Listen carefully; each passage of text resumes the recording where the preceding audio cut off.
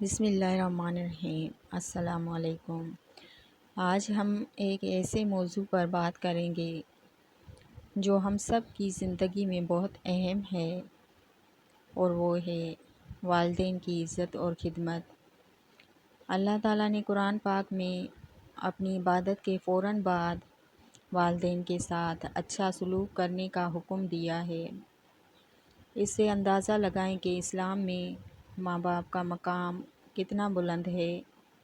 ماں باپ اللہ کی وہ نعمت ہے جن کی قدر ہر کسی کو وقت گزرنے کے بعد سمجھ آتی ہے۔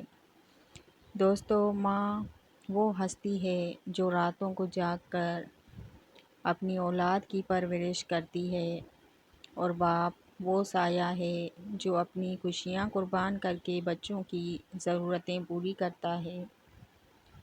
ماں کی دعا قسمت بدل دیتی ہے، اور باپ کی محنت زندگی آسان بنا دیتی ہے۔ بعض اوقات ہم چھوٹی چھوٹی باتوں پر والدین سے ناراض ہو جاتے ہیں، اونچی آواز میں بات کرتے ہیں، لیکن ہمیں یاد رکھنا چاہیے کہ اللہ تعالیٰ نے والدین کے سامنے ادب سکھایا ہے۔ والدین کے سامنے ادب سے جھک جانا انسان کو اللہ کی قریب کر دیتا ہے۔ اگر آپ چاہتے ہیں کہ آپ کی زندگی میں سکون ہو، رزق میں برکت ہو، مشکلات آسان ہوں، تو اپنے والدین کی خدمت کریں اور ان کی دعائیں لیں۔ والدین کی خوشی میں اللہ کی رضا چھپی ہوتی ہے۔ ایک وقت ایسا بھی آتا ہے جب انسان اپنے والدین کو یاد کر کے روتا ہے، مگر وقت واپس نہیں آتا، اس لیے جب تک والدین ساتھ ہیں ان کی قدر کریں۔